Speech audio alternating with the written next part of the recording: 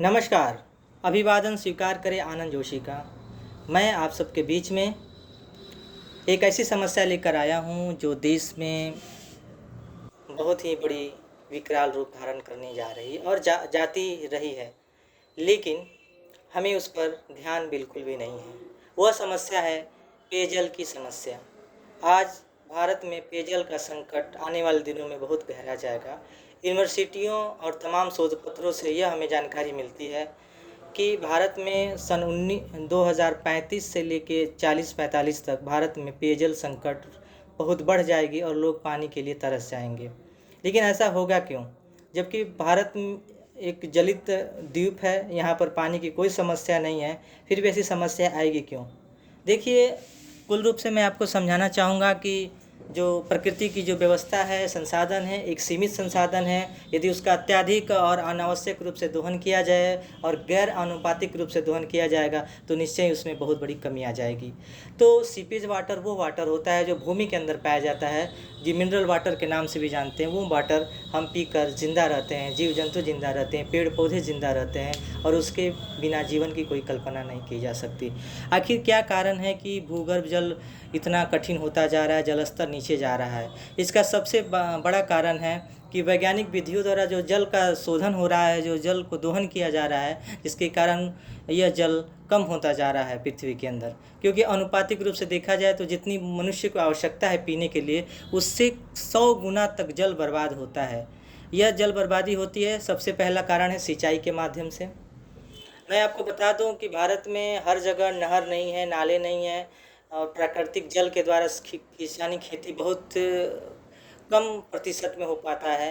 तो सबसे बड़ा कारण है कि किसानों द्वारा जो ट्यूबवेल लगाए जा रहे हैं, चाहे सरकारी स्तर पर चाहे व्यक्तिगत स्तर पर, यह जो ट्यूबवेल होते हैं, समरसिबल होते हैं, यह बहुत बड़ी मात्रा में जल को दोहन करके और खेतों में सिंचाई के रूप में प्रयोग किया जाता है। ज़रा बताइए, कोई भी जब संसाधन सीमित हो तो धीरे धीरे घटता ही जाएगा और इस घटाव को रोकने के लिए हमें सामाजिक स्तर पर भी एक जागरूकता लानी पड़ेगी कि हमको कम से कम पानी का खर्च करना पड़े और साथ ही सरकार को संसद के द्वारा ऐसे नियम बनाने चाहिए, ऐसे एक्ट बनाने चाहिए जैसे कि हर घर बिजली हुआ, हर घर राशन हुआ, हर बच्चा तक शिक्षा की व्यवस्था की गई अनिवार्य रूप से।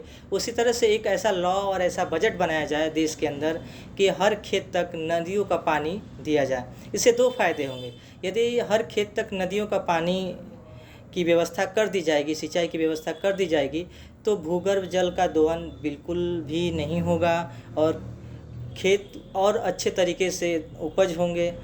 और चूँकि नदियों के पानी में बहुत खनिज तत्व, लवण वगैरह होते हैं, जिसकी वजह से पौधे अपने आप में एक विटामिन्स की फीलिंग लाएंगे। उनको लगेगा कि पोषण मिल रहा है तो और हरे भरे होंगे। और इसके अपेक्षा जो सीपेज वाटर हम लोग जो खेतों में यूज़ करते हैं वो एक मजबूरी है।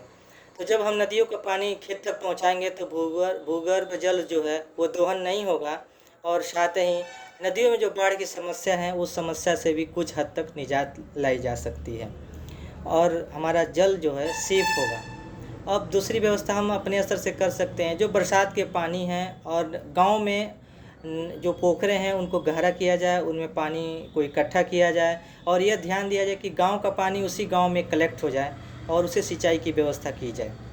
तो जितना पैसा हम बिजली में और डीजल में और तमाम संसाधन लगाने में खर्च करते हैं, यदि सरकार उससे आधे पैसे सिर्फ टेक्निकल ढंग से पानी को सेविंग करे, नेचुरल वाटर को सेव करके उसको हम यूज़ करें, तो हमारे देश में पानी की किल्लत कभी नहीं आएगी।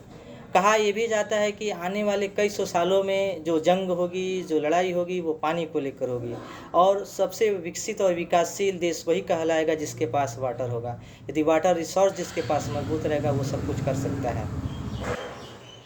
तो मेरे देशवासियों, आप लोग इस समस्या को ज़रूर ध्यान में लें और जनप्रतिनिधियों से विशेष आग्रह है कि सदन में ऐसा कानून बनाएं, विधानसभाओं के थ्रू या एमपीज़ जाके संसद भवन में ऐसा डिस्कशन करें, ऐसा प्रस्ताव लाएं जिसमें भूगर्भ जल दोहन न हो और नदियों का पानी हर खेत तक पहुंचे, ताकि किसानों को भी आर्थिक रूप से उनका भी दोहन न हो पाए। क्योंकि डीजल में और बिजली बिल में सबसे ज़्यादा पैसा खर्च होता है किसानों का। तो किसान भाइयों को भी ज़्यादा फ़ायदा मिलेगा और देश को भी फ़ायदा मिलेगा और हम लोगों को जल की कमी कभी महसूस नहीं होगी। और मेरे साथियों, मेरे दोस्तों, मेरी जो बातें हैं उस पे गहनता से विचार करिएगा। यह जो बात है, ये हवा की बात नहीं है, ये समस्या आने वाली है। लोग कहते हैं कि चलो हम पानी खर्च करें, क्या बात है, कोई बात है, हमें अकेले खर्च करने से कुछ नहीं होता। कहा जाता है कि बूंद-बूंद से तालाब भरता है। तो ज़रा बताइए, जब बूंद-बूंद से तालाब भरता है, हम तो बाल्टी-बाल्टी पानी खर्च करते हैं, तो हम कितना पानी बर्बाद करते होंगे। तो मेरे साथियों, जल की अहमियत को समझें। जल जीवन है और इसको ऐसे बर्बाद ना करें। जय हिंद।